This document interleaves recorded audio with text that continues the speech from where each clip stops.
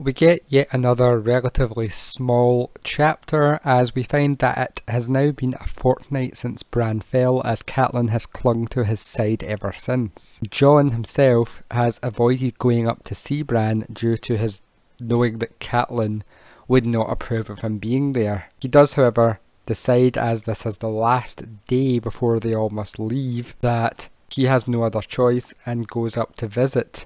And we find that Bran is like sticks and stretched skin after basically not being able to eat or drink properly and being fed with the white water and honey. We find Catelyn in the room with him, who is beating herself up over the fact that she prayed that Bran would not go south and stay here with her,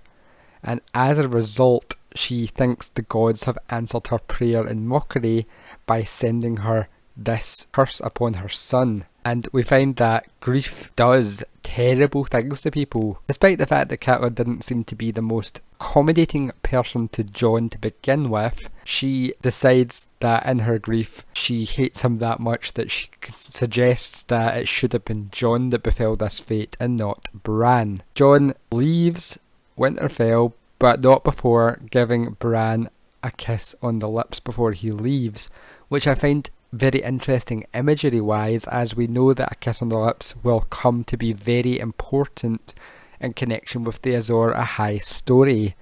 And we do see the Red Priests have this same ability, using a kiss to resurrect the dead. Now, Jon goes to visit Arya, and we find that her wolf Nymeria watches Jon with its golden eyes, which again I think is the children keeping tabs on what the Starks are doing. Now, interestingly, Jon puts the wolf outside while he gives Arya his going away present, which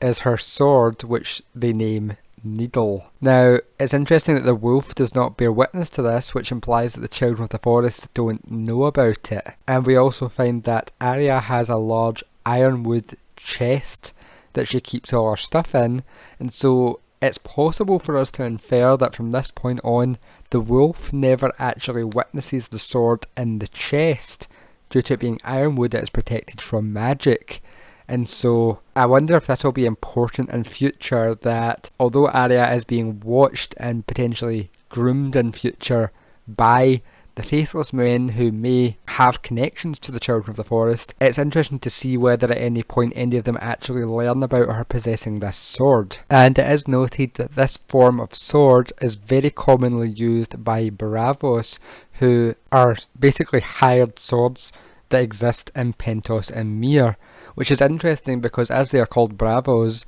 you would think that the most logical location that they would come from would be from Bravos, hence the name. And so we find that Jon gives Arya this sword, and the one thing that they leave off on, which is probably something important that we should keep in mind going forward in this story, and something that Ned probably should have definitely paid attention to later in the story, is don't tell Sansa.